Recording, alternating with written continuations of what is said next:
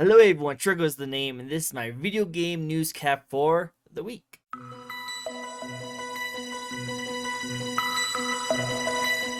I want to get this started with something actually kind of funny. So, you know how EA is like notoriously known for like loot boxes and like all this kind of stuff. When it comes to EA, it's like going super hard to like say that no, it's not gambling. It's surprise mechanics and all that kind of stuff. Well, apparently they have some investigations for allocations going on to some of the employees who are selling FIFA cards. Like going to like these streamers and these other people and saying that, hey, if you give me this really good card pack, I'll give you the money for it so I can get all the cool characters. And some employees are selling out those cards. So yeah, no, even the EA like employees are so much into the fact that this is 100% gambling that people are getting paid to give them these cards.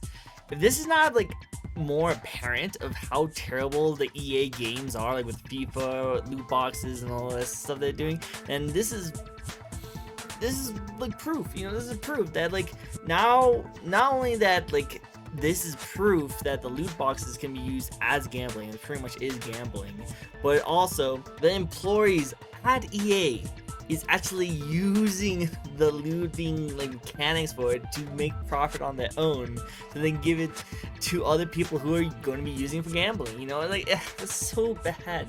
Like at least with the gotcha machine kind of stuff, I don't think they do that on their end. I don't think so. But like they usually just give them free money, like the currency to make more rolls for the people who are making a lot of rolls. But they don't actually give them like, hey, here's the card for your stream or for your account that will guarantee you the character you want. Like just give me thousands of dollars, please. Like I don't know, I just think that's so terrible that for EA to have situations like that going for it, and it's right under their noses. Like they're doing an investigation on their own employees about how terrible and scummy their games are.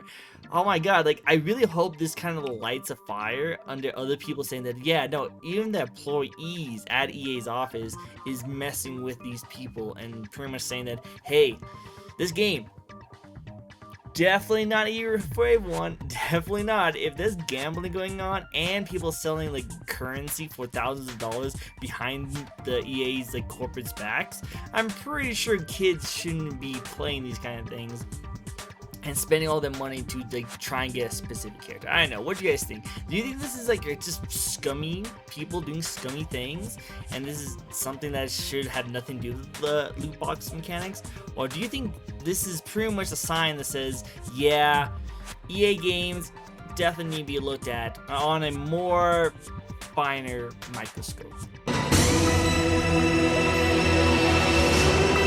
Related to that, let's talk about 2K, which is also a terrible company that does a lot of microtransactions, especially with their NBA games. And apparently, they believe that us customers are ready for $70 price tag on games now. Oh my god. Like, Take-Two thinks that we can totally get $70 worth of games and be okay with it, like even though like when we first heard about it, we were actually pretty much in uproar, and the only games that really utilized that was like Demon Souls, which is a freaking awesome game, and I don't mind it being like $70 worth because it actually feels like a 4K like new gen game, and then all the sports games, which 100% not a 4K game. They are barely a 360 type of game. Like they are not that really well made. They're actually pretty totally made. They don't add anything to it, is what I was told. I'm not much of a sports player or sports fan, so I don't really play any of their games, so I'm not really that into what's going on, but I know about what they're doing in the gaming like news area, so I know all the scummy things to do, and all the players really hate what they're doing. And to be like, oh yeah, all players totally want $70 games, they're totally ready for it, and like I don't know where they got their information about this kind of stuff. Are they just saying that because people are buying $70 worth of games, people are okay with it? Because that's not true. We just buy $70 worth of games because that's only available, like you can't really buy them any cheaper, like maybe you can bootleg it, which might actually end up being a thing if they're gonna keep on raising these prices. But I just think it's funny that the most deserving of a $70 title game is the people who are saying that their games are worth $70. Like, I'm sorry, but there is no sports games that's worth $70. You know, there's a reason why whenever we sell a game at my store for like $60, the previous year goes down to like $10, because none of the games hold their value. They are worthless after the new game comes out, and there's no differences between in the games other than like an updated roster. There's really no other differences. I've talked to a lot of sports gaming fans, and they all agree with me on that. They just buy the game because it's a new game, and that's what they like, and like go for it. But like, it's definitely not worth $70. I'm sorry. Like, I don't care if we can see like the dribbles of sweat on their faces or their eye twitching whenever they catch a ball or anything like that. Like, I don't care. Like, these games not worth $70. Play Demon Souls. That game is worth $70. Stay away from the sports games. I feel sorry for all sports fans. And hopefully, maybe we can like try and get them to not do $70 sports games. I don't know. I can't really think of anything we could do. You know, we're kind of at their mercy in this, and that's probably why they're saying like, oh yeah, let's do $70, because they can't do anything about it. So might as well just say it outright and just say, yeah, no, they're totally ready for $70. But I don't know. What do you guys think? Like, legit, let me know. What do you guys think we could do to like stop this? Because I feel like there's some games that are worth $70, and I don't mind paying the little extra to get that high quality. And there's a lot of games, including mostly 2K games, that are not worth $70.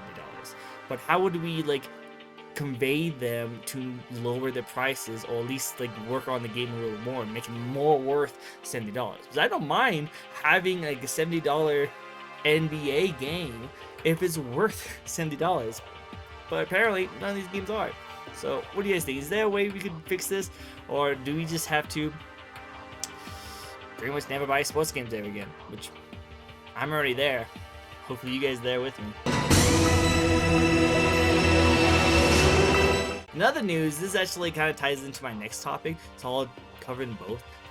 So Fallout 76, terrible game, really sucked. A lot of people didn't like it. There is some people who actually stuck with it, and the people who did stuck with it, unfortunately, had it go worse and worse, and it got worse and worse as time went on, and to me it still is pretty bad. Now, I did talk to someone recently, and they did say that the game is in a standing that's actually worth playing. So maybe it's worth playing now, but the game was definitely not worth in the beginning. And now, apparently, Todd Howard has officially said that, and I quote, "There was very little we didn't screw up." And that's like quotes on the Todd Howard article that's right here that says about the Fallout 76 launch. Which, I don't know, to me, one, there's a lot more things. I can count 76 reasons why it did mess up.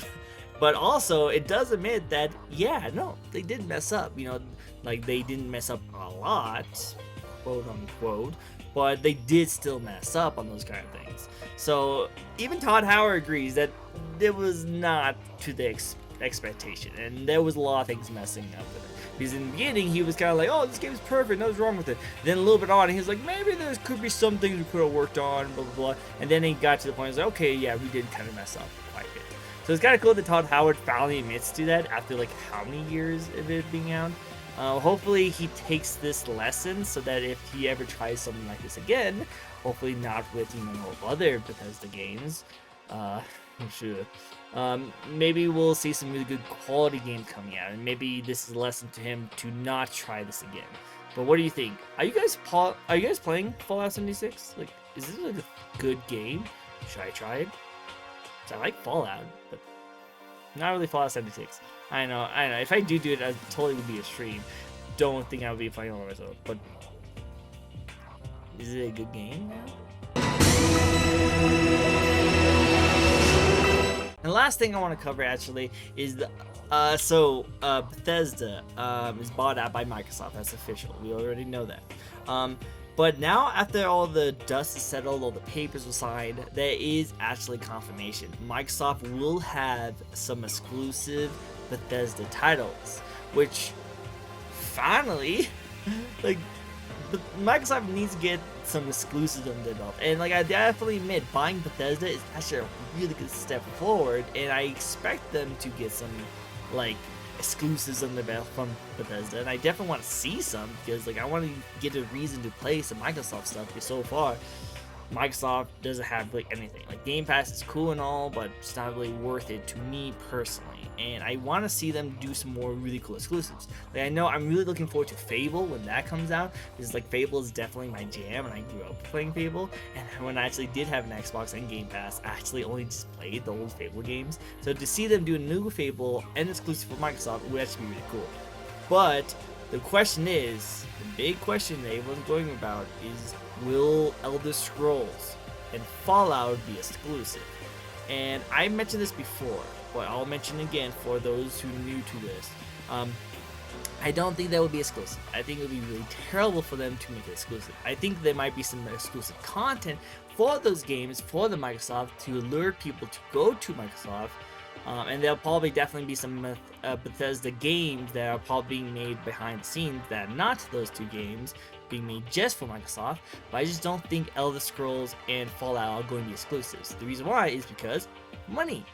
Microsoft likes money, and if they really want to make a lot of money, they already own Bethesda. Whatever games they make, Bethesda is going to get the profit from it.